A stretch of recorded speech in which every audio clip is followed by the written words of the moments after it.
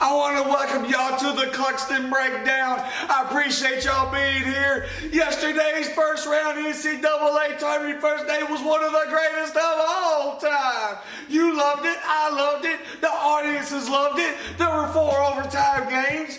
There were much awesome impact. It's awesome. In the South region, you had Florida struggle to beat Albany. You had Pittsburgh throttle Colorado to set up Pittsburgh and Florida. Florida better be careful or they're going to get destroyed by the Panthers, baby. And then you had Dayton beat Ohio State in the closing seconds. You had Syracuse beat down Western Michigan, setting up Dayton and Syracuse in the round of 32. And then in the East, you had Ivy League school Harvard beat Cincinnati, and Cincinnati can't make a layup. They're garbage. And then you had Michigan State beat Delaware, setting up Michigan State moving on to the Sweet 16 as they beat down Harvard on Saturday. And then you had Connecticut beat St. Joseph's in overtime, and you had Villanova. You had Villanova beat Milwaukee, setting up Villanova-Connecticut rivalry game in the round of 32. Anything can happen in the NCAA tournament because it's awesome. And then in the West, you had North Dakota State beat Oklahoma 12-5. You had San Diego State beat New Mexico State as both of those games went into overtime. Now you got San Diego State playing North Dakota State, as a lot of people could have expected that game. As I said, that game could have happened.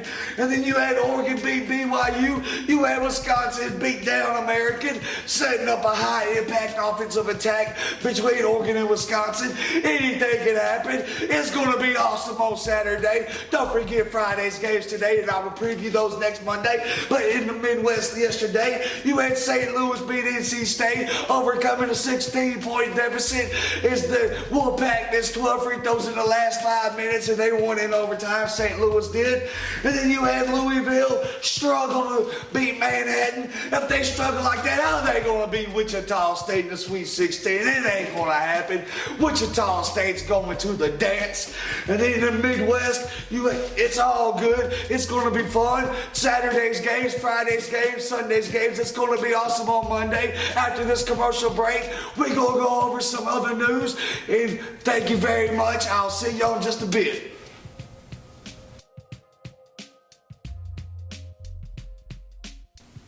I want to welcome y'all back to the Cluxton Breakdown. Now I'm going to give you my final 4.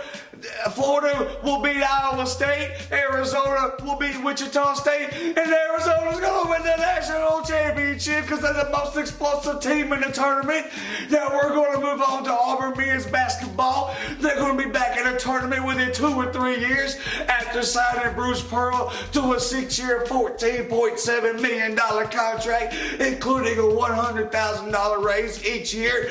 But he will owe Auburn $5 million if he leaves within 2 years. So he ain't going nowhere for at least 3 years. Auburn will be back in the dance for the first time since 2003. Now we're going to move on to the NBA, and I want to let Lakers Nation know that the Lakers will be just fine despite Phil Jackson signing with the Knicks as president. The Knicks will be in contention next year. They're going to re-sign Carmelo Anthony. They're going to pick up other free agents, but the Lakers have other concerns. As Jeannie Butts has always stated, she doesn't care if Phil Jackson goes somewhere else.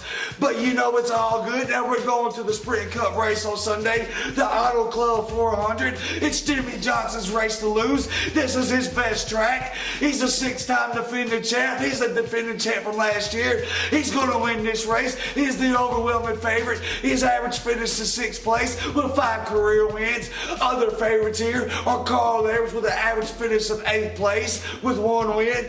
You also got Kyle Busch with an average finish of 12th place. Jeff Gordon with an average finish of 12th place with 5 career wins between the two. Kyle Busch with 2, Jeff Gordon with 2, and Matt Kiesler with an average finish of 11th place with 3 career wins. If you want to go down the line, you want a dark horse, it's Dale Earnhardt Jr. That man's on fire. And I want to thank all my fans out there for tuning in to the Cluxton Breakdown. And remember to follow me on Twitter at Cluxton24. I'll see y'all next week.